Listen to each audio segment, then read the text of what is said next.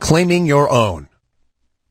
In a recent conversation, I was telling a woman to pluck up courage and to reach out for a certain good thing for which she had been longing for many years, and which at last appeared to be in sight. I told her that it looked as if her desire was about to be gratified, that the law of attraction was bringing it to her. She lacked faith and kept on repeating, "Oh, it's too good to be true. It's too good for me." She had not emerged from the worm of the dust stage, and although she was in sight of the promised land, she refused to enter it because it was too good for her. I think I succeeded in putting sufficient ginger into her to enable her to claim her own, for the last reports indicate that she is taking possession. But that is not what I wish to tell you. I want to call your attention to the fact that nothing is too good for you, no matter how great the thing may be, no matter how undeserving you may seem to be. You are entitled to the best there is, for it is your direct inheritance. So don't be afraid to ask, demand, and take. The good things of the world are not the portion of any favored sons. They belong to all, but they come only to those who are wise enough to recognize that the good things are theirs by right, and who are sufficiently courageous to reach out for them. Many good things are lost for want of the asking. Many splendid things are lost to you because of your feeling that you are unworthy of them. Many great things are lost to you because you lack the confidence and courage to demand and take possession of them. None but the brave deserves the fair, says the old adage, and the rule is true in all lines of human effort. But if you keep on repeating that you are unworthy of the good thing, that it is too good for you, the law will be apt to take you at your word and believe what you say. That's a peculiar thing about the law. It believes what you say. It takes you in earnest. So beware what you say to it, for it will be apt to give credence. Say to it that you are worthy of the best there is, and that there is nothing too good for you, and you will be likely to have the law take you in earnest and say, "I guess he is right. I'm going to have to give him the whole bake shop if he wants it. He knows his rights, and what's the use of trying to deny it to him?" But if you say, "Oh, it's too good for me," the law will probably say, "Well, I wouldn't wonder but that is so. Surely he ought to know, and it isn't for me to contradict him." And so it goes. Why should anything be too good for you? Did you ever stop to think just what you are? You are a manifestation of the whole thing, and have a perfect right to all there is. Or, if you prefer it this way, you are a child of the infinite, and are heir to it all. You are telling the truth in either statement, or both. At any rate, no matter for what you ask, you are merely demanding your own. And the more in earnest you are about demanding it, the more confident you are of receiving it, the more will you use in reaching out for it, the surer you will be to obtain it. Strong desire, confident expectation, courage and action, these things bring to you your own. But before you put these forces into effect, you must awaken to a realization that you are merely asking for your own, and not for something to which you have no right or claim. So long as there exists in your mind the last sneaking bit of doubt as to your right to the things you want, you will be setting up a resistance to the operation of the law. You may demand as vigorously as you please, but you will lack the courage to act if you have a lingering doubt of your right to the thing you want.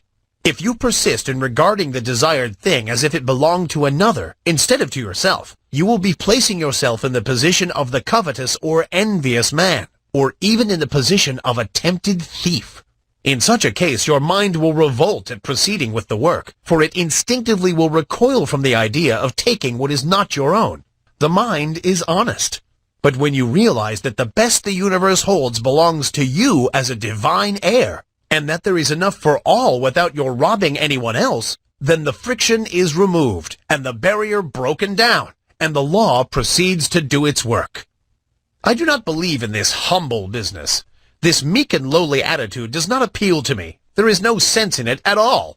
The idea of making a virtue of such things, when man is the heir of the universe, and is entitled to whatever he needs for his growth, happiness, and satisfaction. I do not mean that one should assume a blustering and domineering attitude of mind. That is also absurd, for true strength does not so exhibit itself. The blusterer is a self-confessed weakling. He blusters to disguise his weakness. The truly strong man is calm, self-contained, and carries with him a consciousness of strength which renders unnecessary the bluster and fuss of assumed strength. But get away from this hypnotism of humility. this meek and lowly attitude of mind. Remember the horrible example of Uriah Heep, and beware of imitating him. Throw back your head and look the world square in the face. There's nothing to be afraid of. The world is apt to be as much afraid of you as you are of it anyway. Be a man or woman and not a crawling thing. And this applies to your mental attitude as well as to your outward demeanor. Stop this crawling in your mind. See yourself as standing erect and facing life without fear, and you will gradually grow into your ideal. There is nothing that is too good for you. Not a thing. The best there is not beginning to be good enough for you, for there are still better things ahead. The best gift that the world has to offer is a mere bauble compared to the great things in the cosmos that await your coming of age. So don't be afraid to reach out for these playthings of life, these baubles of this plane of consciousness. Reach out for them. Grab a whole fistful. Play with them until you are tired. That's what they are made for anyway. They are made for our express use. Not to look at, but to be played with if you desire. Help yourself. There's a whole shop full of these toys awaiting your desire, demand, and taking. Don't be bashful. Don't let me hear any more of this silly talk about things being too good for you. Pshaw! You have been like the Emperor's little son, thinking that the tin soldiers and toy drum were far too good for him, and refusing to reach out for them. But you don't find this trouble with children as a rule. They instinctively recognize that nothing is too good for them. They want all that is in sight to play with, and they seem to feel that the things are theirs by right. And that is the condition of mind that we seekers after the divine adventure must cultivate. Unless we become as little children, we cannot enter the kingdom of heaven. The things we see around us are the playthings of the kindergarten of God, playthings which we use in our game tasks. Help yourself to them. Ask for them without bashfulness. Demand as many as you can make use of. They are yours. And if you don't see just what you want, ask for it.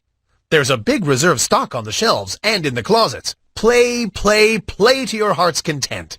Learn to weave mats, to build houses with the blocks, to stitch outlines on the squares.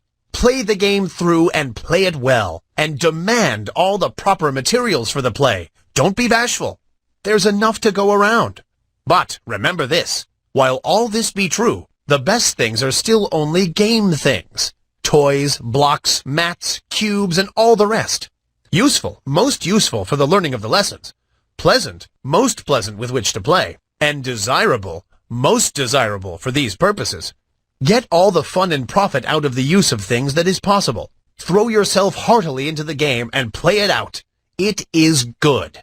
But here's the thing to remember. Never lose sight of the fact that these good things are but playthings, part of the game, and you must be perfectly willing to lay them aside when the time comes to pass into the next class, and not cry and mourn because you must leave your playthings behind you.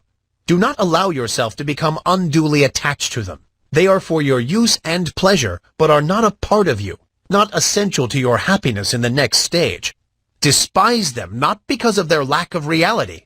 They are great things relatively, and you may as well have all the fun out of them that you can. Don't be a spiritual prig, standing aside and refusing to join in the game. But do not tie yourself to them. They are good to use and play with, but not good enough to use you and make you a plaything. Don't let the toys turn the tables on you. This is the difference between the master of circumstances and the slave of circumstances. The slave thinks that these playthings are real and that he is not good enough to have them. He gets only a few toys because he is afraid to ask for more, and he misses most of the fun. And then, considering the toys to be real, and not realizing that there are plenty more where these came from, he attaches himself to the little trinkets that have come his way, and allows himself to be made a slave of them. He is afraid that they may be taken away from him, and he is afraid to toddle across the floor and help himself to the others. The master knows that all are his for the taking. The master knows that all are his for the asking. He demands that which he needs from day to day, and does not worry about overloading himself, for he knows that there are lots more, and that he cannot be cheated out of them. He plays, and plays well, and has a good time in the play, and he learns his kindergarten lessons in the playing. But he does not become too much attached to his toys. He is willing to fling away the worn-out toys and reach out for a new one. And when he is called into the next room for promotion, He drops on the floor the worn-out toys of the day, and with glistening eyes and confident attitude of mind, marches into the next room, into the great unknown, with a smile on his face. He is not afraid, for he hears the voice of the teacher, and knows that she is there waiting for him, in that great next room.